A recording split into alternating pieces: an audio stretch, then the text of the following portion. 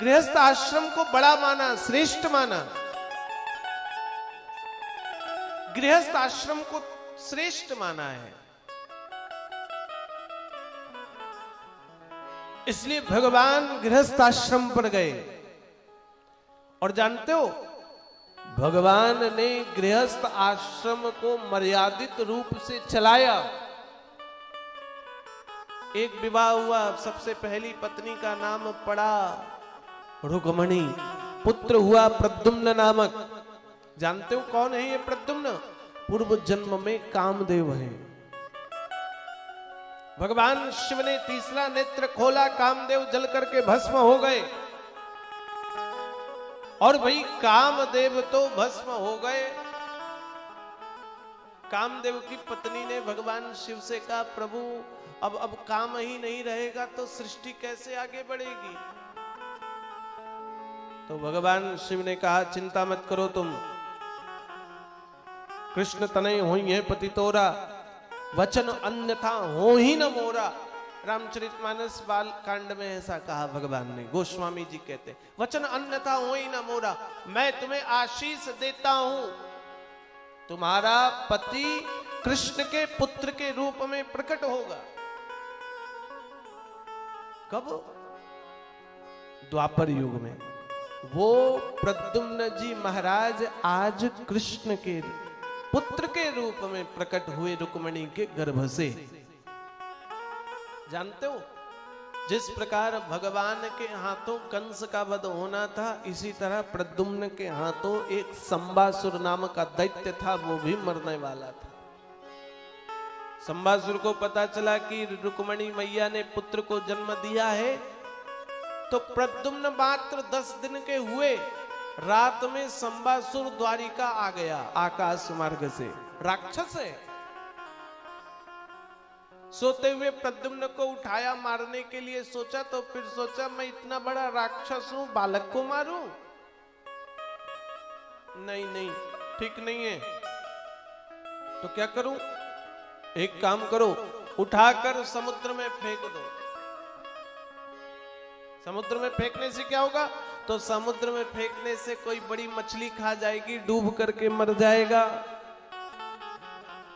इसलिए प्रद्युम्न को संबासुर ले गए और प्रद्युम्न को ले जाकर के समुद्र में फेंक दिया।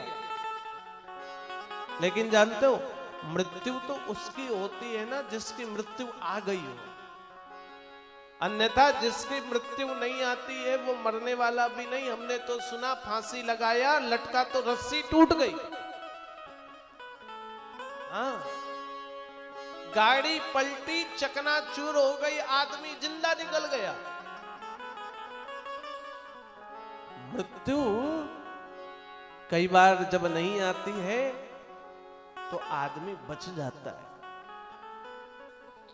और मृत्यु आ गई तो फिर आदमी बचने वाला खूब प्रयत्न कर ले, कौन बचता है?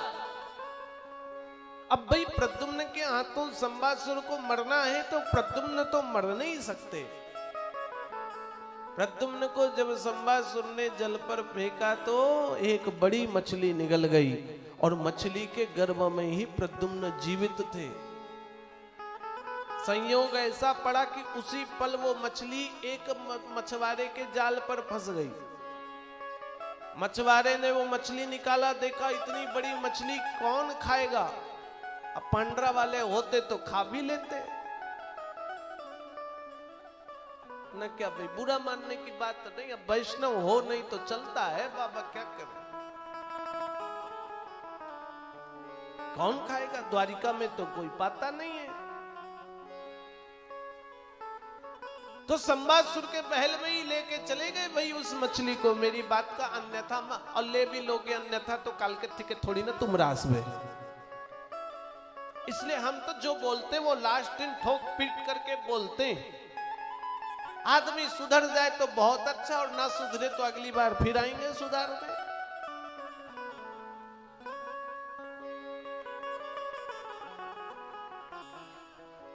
वो मछली लेकर चले गए संबासुर के पास, और भाई संबासुर तो सोचे हमारा काल तो मर गया, हम तो अमर हो गए, और कौन मारेगा हमको? कोई नहीं मार सकता। देखा इतनी बड़ी मछली लाई है, तब कहने लग गए बहुत बढ़िया, आज तो रात में भोज होगा, पाकशाला में दे दो, मछली बनेगा।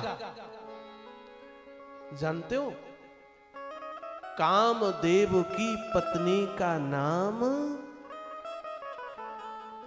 रति है। श्री कामदेव की पत्नी रति जी हैं, रति मैया। नारद जी ने रति को पूर्व में ही ये बता दिया था।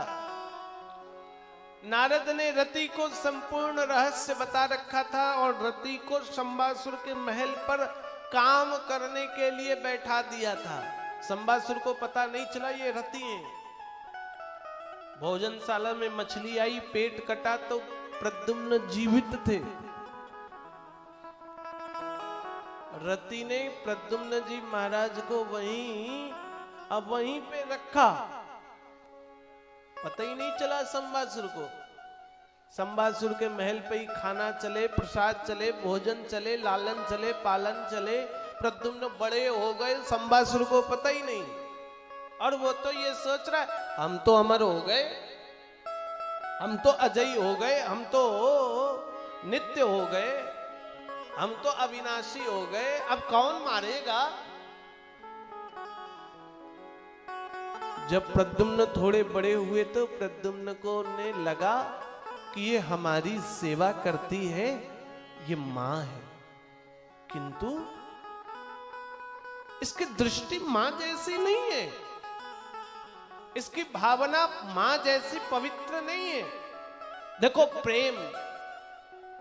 प्रेम का तात्पर्य अलग अलग व्यक्तियों से अलग अलग होता है।